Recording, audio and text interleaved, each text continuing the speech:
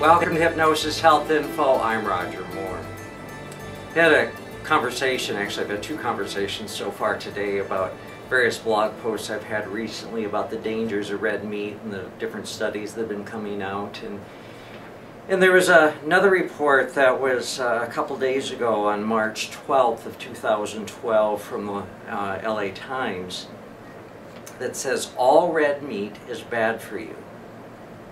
Eating red meat, any amount and any type, appears to significantly increase the risk of premature death according to a long-range study that examined the eating habits and health of more than 110,000 adults for more than 20 years. So that's a significant number of folks, people. This is a very significant study. For instance, adding just 1 3-ounce serving of processed red meat. So picture a piece of steak no bigger than about a deck of cards or the palm of your hand. To one's daily diet was associated with a 13% greater chance of dying during the course of the study. So 1 3-ounce serving of unprocessed red meat is associated with a 13% greater chance of dying during the course of the study. I don't know how many folks that you know that are actually only eating 3 ounces. When I watch people in restaurants, they tend to have pretty large portions. Or where you can get a 3-ounce hamburger, I don't know. Even worse, adding an extra daily serving of processed red meat, such as a hot dog or 2 slices of bacon, was linked to a 20% higher risk of death during the study. Any red meat you eat contributes to the risk. Previous studies have associated red meat consumption with diabetes, heart disease, and cancer, all of which can be fatal. Scientists aren't sure exactly what makes red meat so dangerous, but the suspects include the iron and saturated fat in beef, pork, and lamb, the nitrates used to preserve them, and the chemicals created by high-temperature cooking.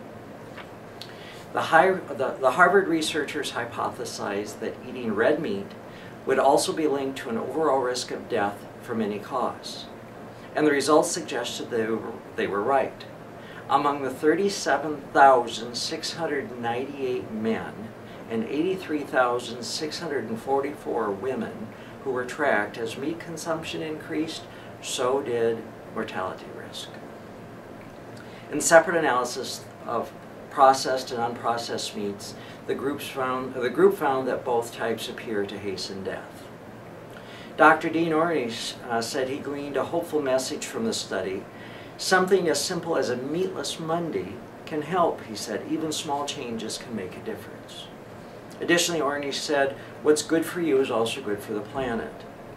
In an editorial that accompanied the study, Ornish wrote that a plant-based diet could help cut annual health care costs from chronic disease in the U.S., which exceed $1 trillion.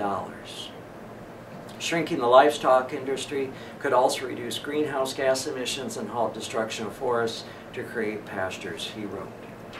So, you know, folks, one of the studies recently talked about, and this is one of the authors of the studies, wrote that you know, you shouldn't be eating red meat on a daily basis, but he said, you know, if you have it a couple times a week, and he even said that he was having it a couple times a week, that would be okay.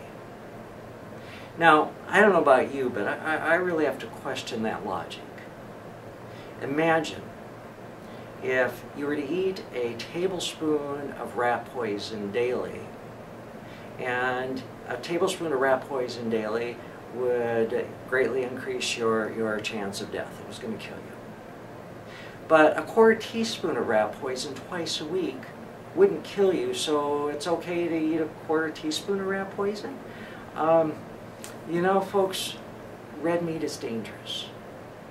And you eat it on a daily basis, you have a higher chance of death.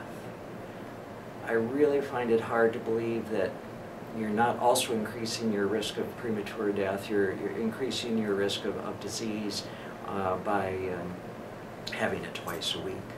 You know, and in my family, there's a lot of folks that are eating red meat and lots of dairy, and they're very obese. They're morbidly obese. They have diabetes. They have heart disease. They have cancer. And I've talked before about sitting at family reunions as after a big lunch of lunch meat or processed meats or whatever it might be, and they having their dish of ice cream and their store-bought cookies, and they got their needles, and they're injecting the insulin into their legs, and they're talking about where to go for dinner. I have a real hard time with that. Of why would you do that to yourself? And okay, so they want the red meat, and they aren't willing to change their ways, and they're farmers and all that type of thing. Well, that's fine, but those are choices that people make. And yeah, you can do that. And one of the things that I hear from my family members is, well, when the good Lord wants you to go, He's going to take you, and so what difference does it make?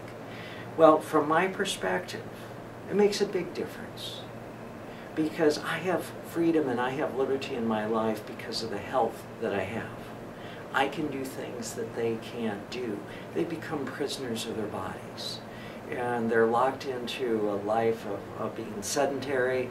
They walk with canes and walkers, and they're moving very slowly, and they can't go for bike rides, and they can't go hiking and backpacking, and don't take their grandkids swimming, and they don't spend hours walking Disneyland with their grandkids. They're very restricted in their activities because of what they're eating. And I keep talking about how absolutely we must reform healthcare in the United States. We've got to do it. We simply cannot afford to continue doing what we're doing, and it doesn't work. But you know what, folks? Healthcare reform begins with each one of us taking responsibility for what we eat.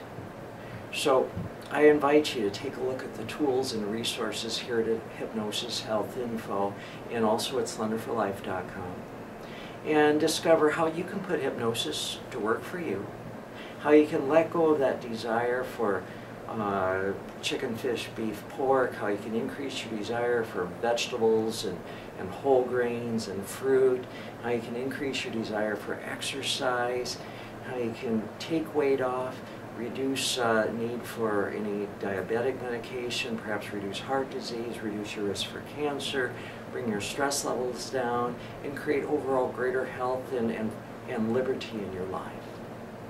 So if I can support you in any way, please give me a call at 206-903-1232, or send me an email, roger@hypnosishealthinfo.com.